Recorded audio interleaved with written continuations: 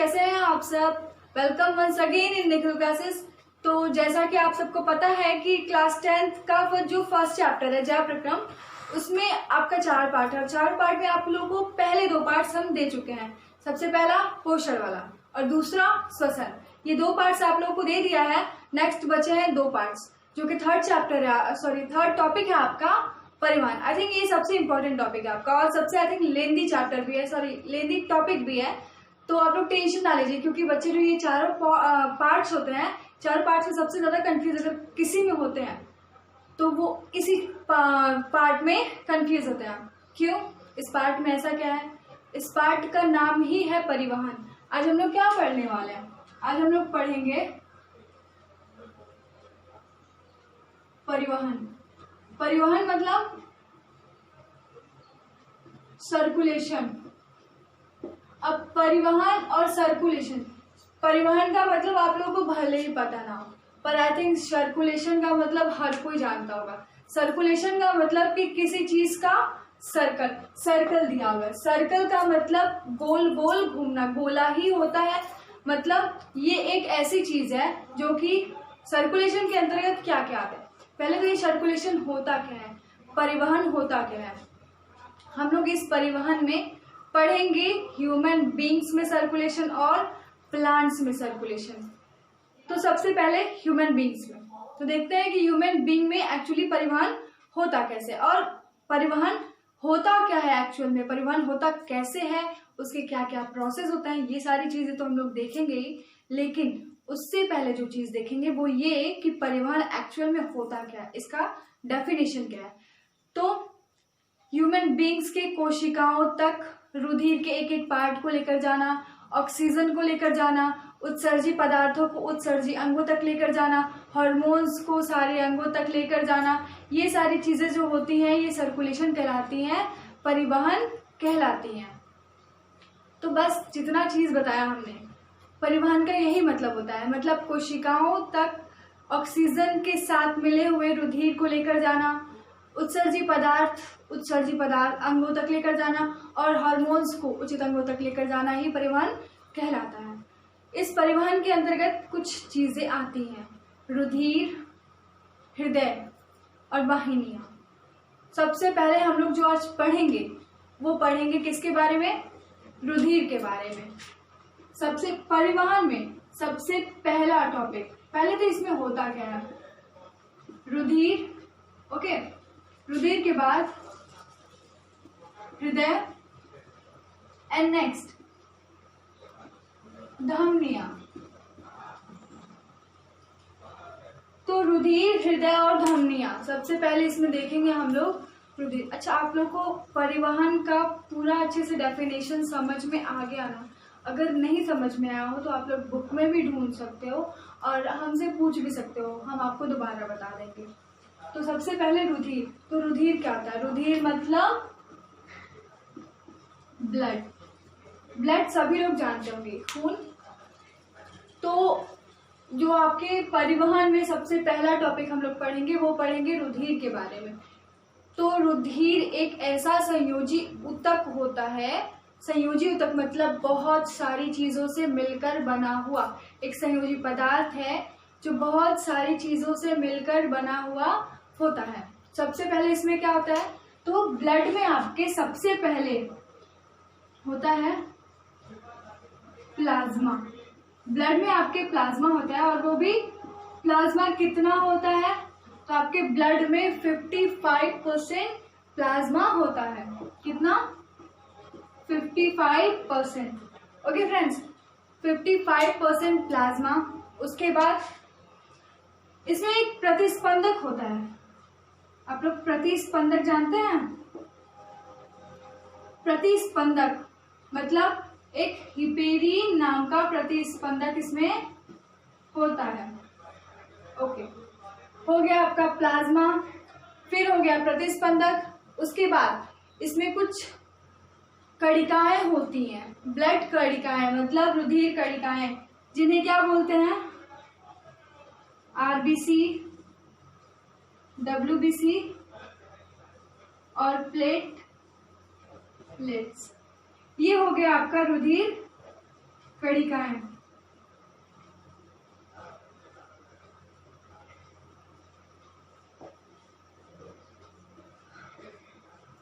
Blood में पहले तो ये 3 चीजें आ गई, क्या? प्लाज्मा 55%, प्रतिस्पंदक हिपेरीन नाम का प्रतिस्पंदक। कभी कभी कॉम्पिटिटिव एग्जाम में, तो कभी कभी ये बोर्ड एग्जाम में से पूछ देता है मल्टीपल चॉइस में कि आपके ब्लड में कौन सा प्रतिस्पंदक होता है। तो आप लोग बिना देर किए लिख दीजिएगा हिपेरीन, क्योंकि हिपेरीन नाम का जो प्रतिस्पंदक होता है ये आपके ब्लड में पाया जाता है और किसी के भी ब्लड में नहीं। ओके, फिर रुधिर कणिकाएं कौन कौन सी? आरबीसी मतलब रेड ब्लड सेल्स या फिर रेड ब्लड कार्पोसेल्स। तो रेड ब्लड कार्पोसेल्स क्या है, ये आरबीसी क्या होता है? आरबीसी आप लोगों को हम बहुत बार बता चुके हैं। आरबीसी मतलब रेड ब्लड सेल्स। अब रेड ब्लड सेल्स से ही आप लोग समझ जाइए कि रेड ब्लड सेल एक्चुअली में है क्या। मतलब लाल रक्त रुधिर कणिकाएं, मतलब लाल रुधिर कणिकाएं। आपका खून रेड होता है किसके वजह से? यही आरबीसी होता है, जिसकी वजह से आपका खून रेड होता है। और ये रेड होता है सिर्फ आरबीसी की वजह से नहीं, अभी हम लोग आगे पढ़ेंगे कि एक और चीज होती है जिसकी वजह से कि आपका जो खून होता है वो लाल होता है, और वो चीज होती क्या है? हेमोग्लोबिन। जी हाँ, बिल्कुल सही। हेमोग्लोबिन नाम का एक वर्णक होता है जो कि आपके ब्लड में पाया जाता है। ओके, क्या? हेमोग्लोबिन ये वर्णक होता है आपके ब्लड में। जो ये वर्णक होता है, ड्यू टू दिस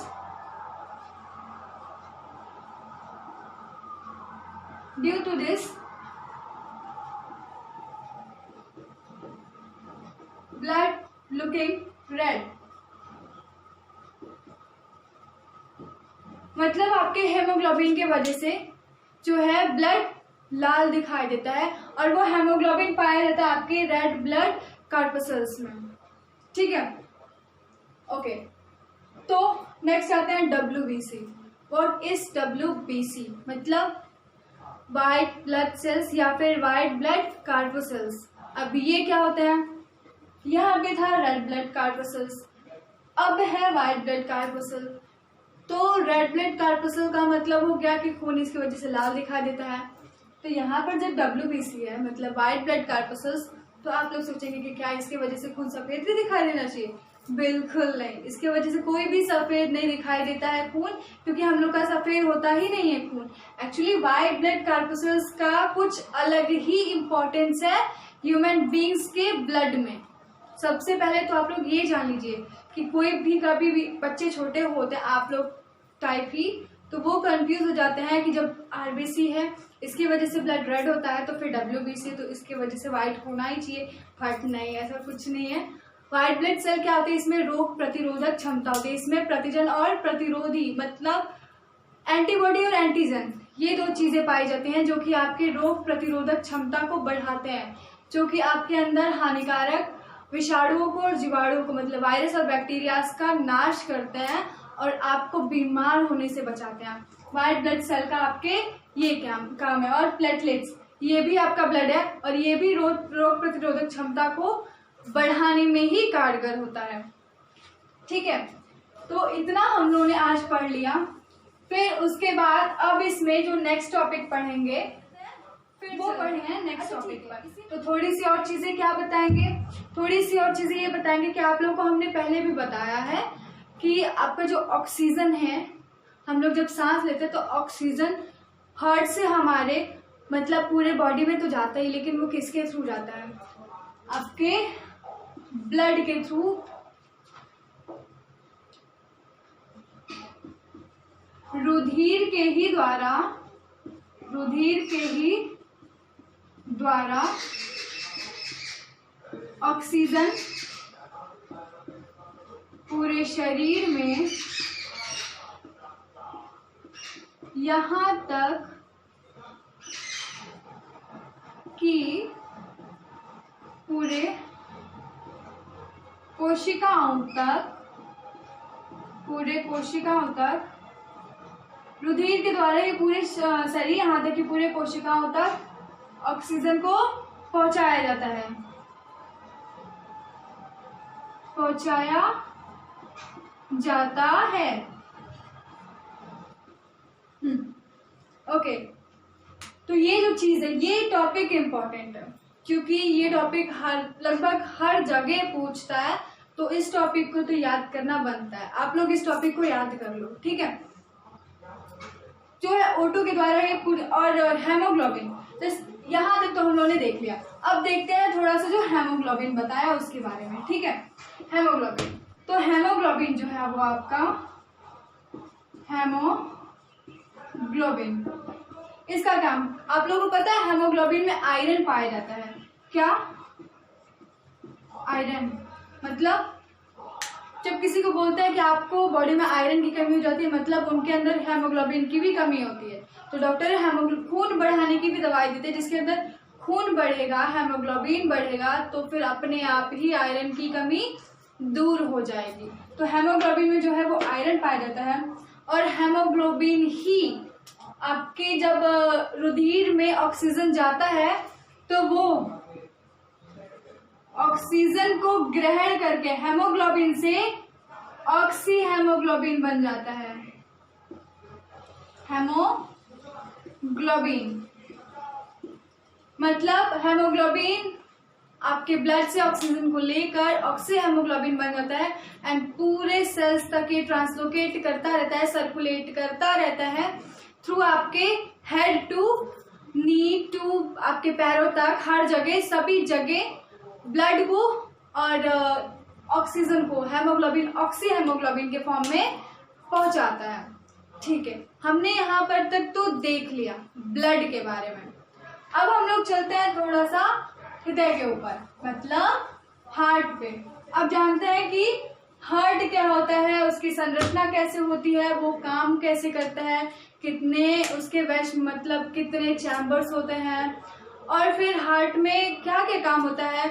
हार्ट में जब ब्लड जाता है तो वो कैसे पंप करता है, कहाँ पे पंप करता है, तो फिर हार्ट से पंप जब करता है ब्लड तो CO2 कहा जाता है, ऑक्सीजन कहा जाता है।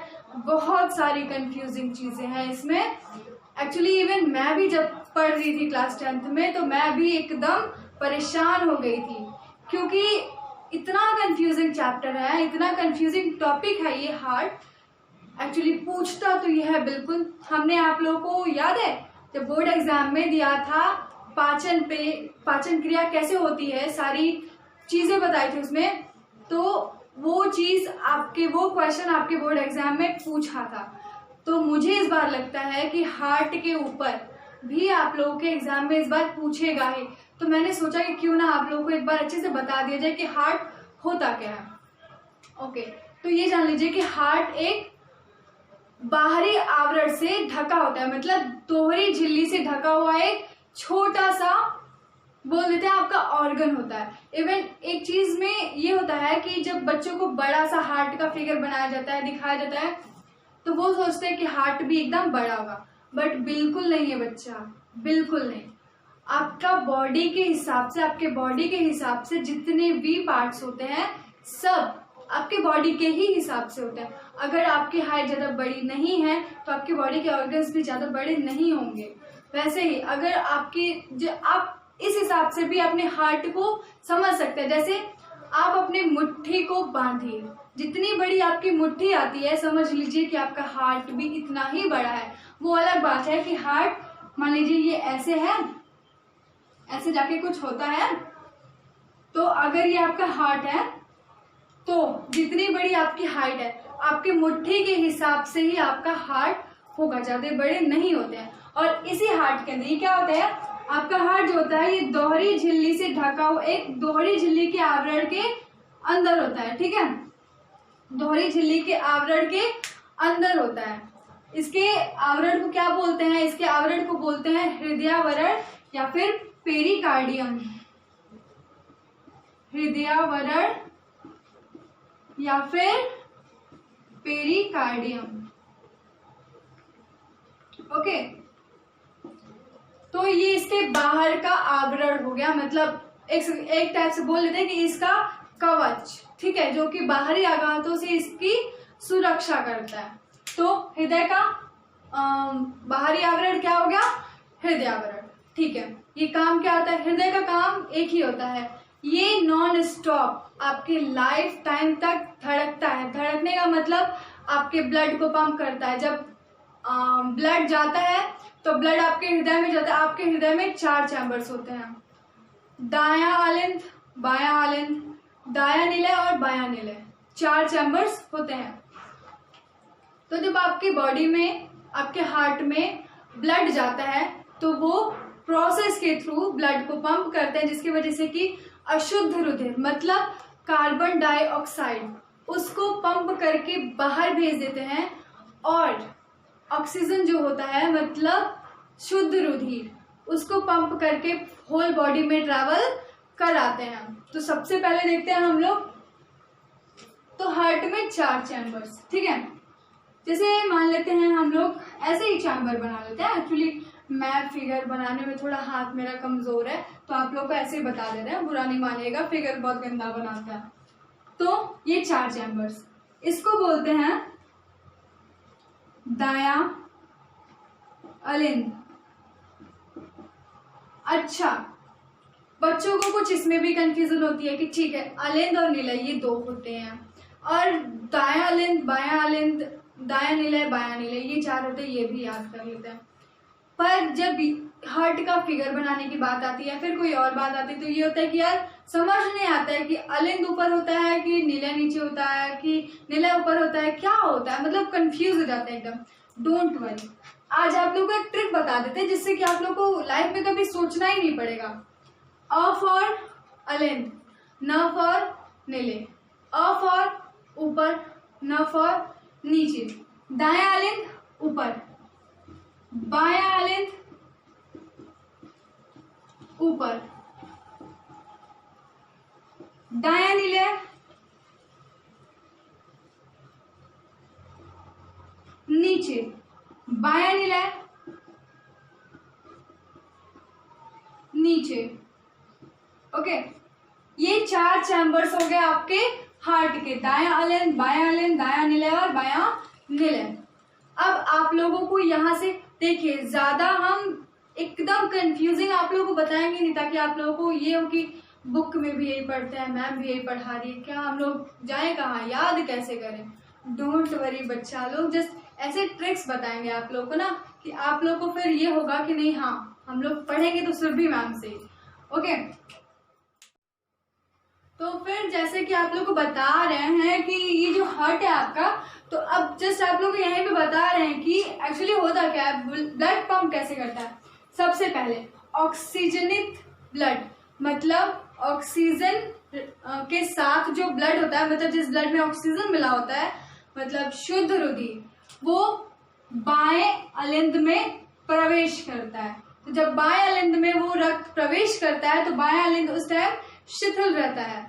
उसके बाद जब बाएं अलिंद में रक्त आ जाता है, ब्लड एंटर कर जाता है, तब जब आपका बायां निलय है, मतलब नीचे वाला जो बायां निलय है, वो थोड़ा फैल जाता है। तो बायां अलिंद जो करता है वो ब्लड को बाएं निलय में ट्रांसफर कर देता है, भेज देता है। ठीक है, जब बाएं निलय में आपके ब्लड आ गया तो बायां अलिंद जो है आपका वो संकुचित हो जाता है, मतलब सिकुड़ जाता है एकदम। बाएं निलय में ब्लड आ गया और ये ब्लड क्या करते हैं, बायां निलय यहाँ से पूरे बॉडी में इस शुद्ध रुधिर को ट्रांसफर कर देते हैं, भेज देते हैं। ये हो गया आपका, ये पार्ट जो हो गया वो हो गया कि कैसे शुद्ध रुधिर ट्रांसफर करता है। अब देखते हैं कि कैसे अशुद्ध रुधिर ट्रांसफर करता है। तो सब उसके बाद जो CO2 के साथ, मतलब अशुद्ध रुधिर जो होता है, अशुद्ध रुधिर, जैसा कि हमने देखा यहाँ पर कौन सा रुधिर था, यहाँ पे प्योर ब्लड था, और यहाँ पर अशुद्ध रुधिर मतलब CO2 के साथ मिला हुआ। तो जो अशुद्ध रुधिर होता है वो आता है, एंटर करता है दाएं अलिंद में। ठीक है, दाएं अलिंद में एंटर करता है, तो दायां अलिंद उस टाइम शिथिल रहता है। फिर उसके बाद दायां अलिंद तुरंत ट्रांसफर कर देता है उस ब्लड को दाएं निलय के पास, और वो रुधिर तो अशुद्ध है, उसमें CO2 मिली हुई है। तो दायां निलय क्या करता है, दाएं निलय के पास ही यहाँ पर एक नली टाइप संरचना लगी होती है जिसे क्या बोलते हैं, फुफ्फुस धमनी। क्या, फुफ्फुस धमनी।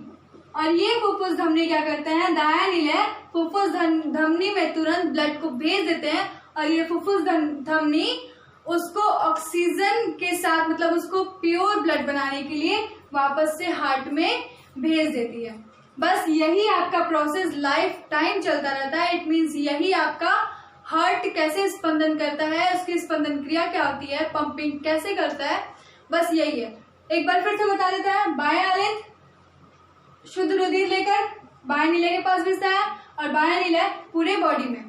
अशुद्ध रुधिर दायां आलिंद में आता है, दायां आलिंद दाएं निलय में भेजता है और दायां निलय फुफ्फुस धमनी में भेजती है। और फुफ्फुस धमनी हार्ट या ह्यूमन बींग्स में परिवहन कैसे होता है, सर्कुलेशन कैसे होता है, अब हम लोग उम्मीद करते हैं कि जैसा कि आप लोग को बताया हो, ऐसा समझ में आया हो। फ्रेंड्स देखिए, मेरी और निखिल क्लासेस की पूरी टीम की यही इच्छा रहती है, यही हम लोग का मोटिव है कि आप लोग को सारी चीजें अच्छे से समझ में आए।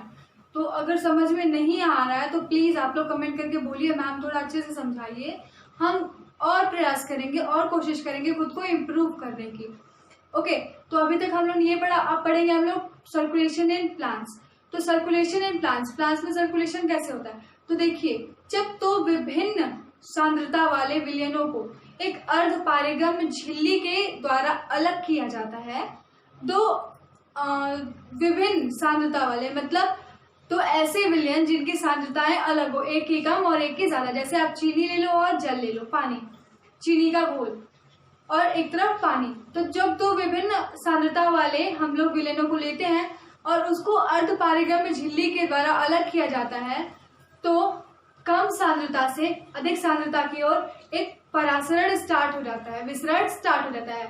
मतलब कम सांद्रता से अधिक सांद्रता की ओर जल ट्रांसफर करने लगता है, इसी को परासरण बोलते हैं। और यही परासरण आपका निर्धारित करता है कि पादपों में परिवहन हो रहा है। तो परासरण का यही डेफिनेशन है। कम दो मतलब same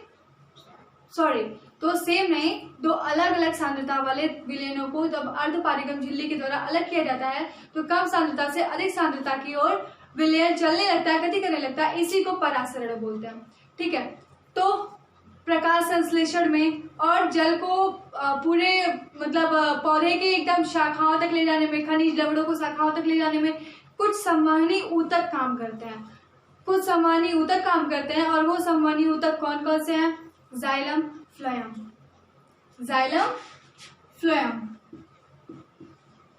xylem and phloem. Okay, ये जाइलम और फ्लोएम क्या है, ये दोनों संवहनी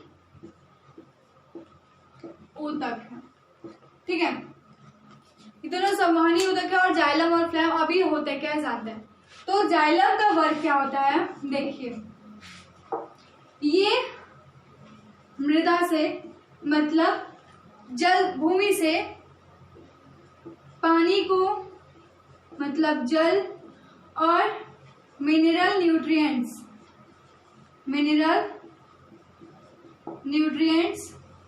को लेकर जाता कहाँ है, प्लांट्स में।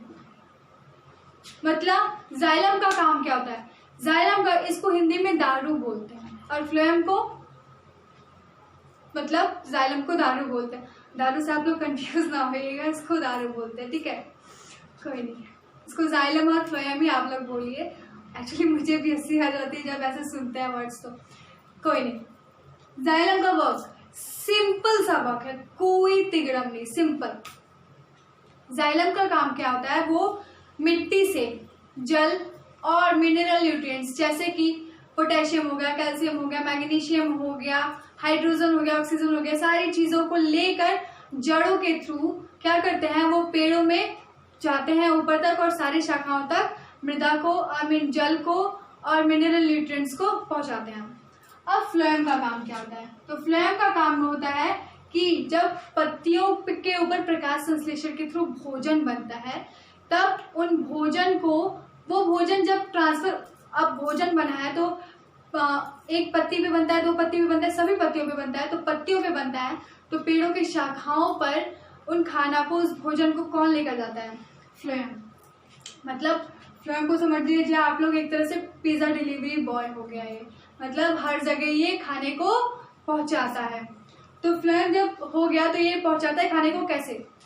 ये पहुंचाता है खाने को स्टार्च के रूप में, मतलब मंड के रूप में शाखाओं तक पहुंचाता है। ओके, बस जाइलम और फ्लोएम का यही काम है। उसके बाद हम लोग देखते हैं मूलदाब। ये 2 चीजें हो गई। अब मूलदाब भी देखते हैं। मूलदाब भी ज्यादा नहीं, बस 2 लाइन का टॉपिक है मूलदाब। अब मूलदाब क्या होता है? तो कॉर्टेक्स आप लोग को फिगर के थ्रू बता देते हैं। जैसे मान लीजिए ये आपका मान लीजिए पेड़ हो गया, ठीक है। तो पेड़ों के अंदर की संरचना कुछ इस टाइप की होती है, ठीक है। पेड़ों के अंदर की संरचना कुछ इस टाइप की होती है और इसे बोलते क्या है? इसको बोलते हैं कॉर्टेक्स, ठीक है। तो कॉर्टेक्स बोलते हैं। तो अब दिन के टाइम पे तो वाष्पोत्सर्जन होता है, लेकिन रात के टाइम पे तो वाष्पोत्सर्जन होगा नहीं, क्योंकि वाष्पोत्सर्जन के लिए सबसे ज्यादा जरूरी कुछ होता है तो वो होता है सनलाइट। अगर सनलाइट नहीं है, देखिए वाष्पोत्सर्जन भी आप लोग को इसी में बता देता है। वाष्पोत्सर्जन क्या होता है? वाष्पोत्सर्जन वो होता है जो कि सनलाइट की उपस्थिति में, मतलब जितने भी एक्स्ट्रा पानी होते हैं उनको धुएं के रूप में, मतलब धुएं के रूप में वो ऊपर ले जाते हैं, भेज देते हैं। इसी को वाष्पोत्सर्जन बोलते हैं। मतलब एक्स्ट्रा बोलते हैं ना, एक्स्ट्रा फ्यूल को निकाल देना। बस एक्स्ट्रा जो आप कपड़े धूप में सूखने को डालो तो देखते हो आप लोग कि 1 घंटे के अंदर आपके कपड़े सूख जाते, तो उसका पानी जाता कहाँ है? उसका पानी वाष्पोत्सर्जन मतलब भाप के रूप में ऊपर निकल जाता है और जाके आसमान में ठहर जाता है। बस वाष्पोत्सर्जन यही है। तो दिन के टाइम पे तो वाष्पोत्सर्जन होता है, बट रात के टाइम पे तो वाष्पोत्सर्जन नहीं हो सकता। क्यों? ड्यू टू लैक ऑफ आपके सनलाइट। ओके, रात के टाइम पे होता है। तो रात के टाइम पे पौधों को जल कहाँ से मिलता है? रात के टाइम पे पौधों को जल मिलता है आपके मूलदाब की वजह से। क्यों? ये आपका पौधा हो गया और ये पौधे के अंदर की संरचना मान लीजिए कॉर्टेक्स है। तो मूलदाब का काम यही होता है कि जो ये मतलब एक तरीके से पानी को पंप करता है। तो पानी को जब ये पंप करता है तो पानी स्फीति रूप में ऊपर चली जाती है, मतलब ये एकदम स्फीति रूप में आ जाता है, ठीक है। तो कॉर्टेक्स का काम कॉर्टेक्स को थ्रू क्या करता है? मूलदाब की पानी को झटके से पंप करता है ऊपर की तरफ, जिससे कि प्लांट्स को पानी मिलता है।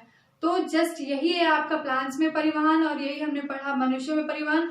तो आज आप लोगों को इतना सब बता दिया। नेक्स्ट टॉपिक आप लोग को जल्दी हम बताएंगे किस पे। इस चैप्टर का जो लास्ट टॉपिक है वो है उत्सर्जन, ठीक है। उम्मीद करते हैं कि जितना आज के टॉपिक पे आप लोग को बताया है ये अच्छे से सब आप लोग को समझ में आए। अगर समझ में नहीं आया तो आप लोग तुरंत हम लोग को वीडियो देख के अगर पसंद आता तो लाइक करिए और सब्सक्राइब करिए, अपने फ्रेंड्स के साथ भी शेयर करिए और ज़्यादा से ज़्यादा कोशिश ये करिए कि आप लोग वीडियोस को मतलब देखिए और सीखिए, ठीक है। बस आज ये बताएंगे, फिर उसके बाद आप लोगों को कल बताएंगे उत्सर्जन। तब तक के लिए फ्रेंड्स पढ़िए आप लोग, लॉकडाउन में करना भी क्या है। जल्दी मिलते हैं नेक्स्ट वीडियो में, तब तक के लिए थैंक यू।